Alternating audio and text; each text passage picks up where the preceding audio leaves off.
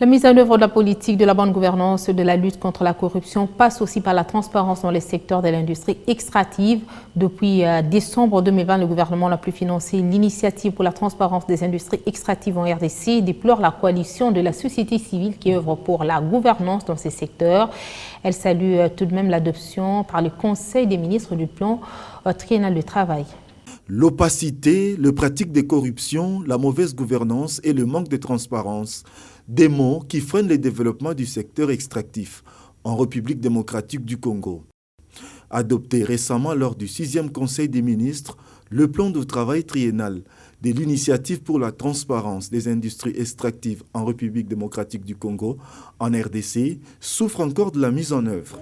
La coalition pour la gouvernance des entreprises publiques tire la sonnette d'alarme. Pour ces structures, il faudra que le gouvernement active en urgence le financement en faveur du processus ITIE. Le gouvernement a adopté le plan triennal de travail de l'ITIE.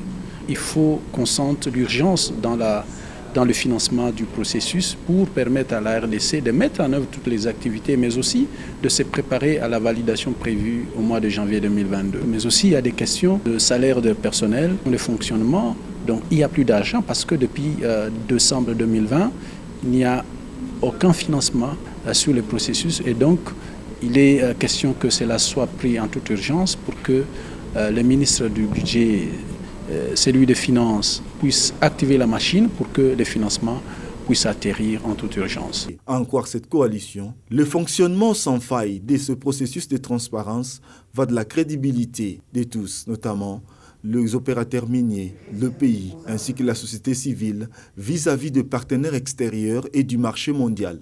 En cas du respect de clauses, ceci traduirait clairement la matérialisation de la vision du chef de l'État sur la lutte contre la corruption, particulièrement dans le secteur extractif.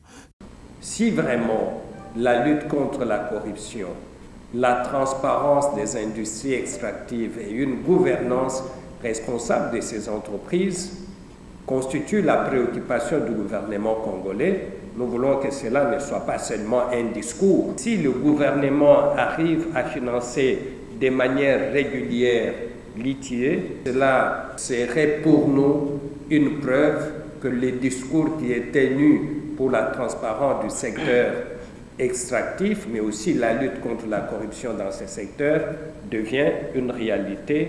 On sait que les institutions qui travaillent sur ces questions ont des moyens pour faire leur travail. Ce plaidoyer devrait être pris en compte par le gouvernement, par le biais du ministère des Finances et du Budget, à travers la reprise de financement régulier du processus de l'ITIE suspendu depuis décembre 2020.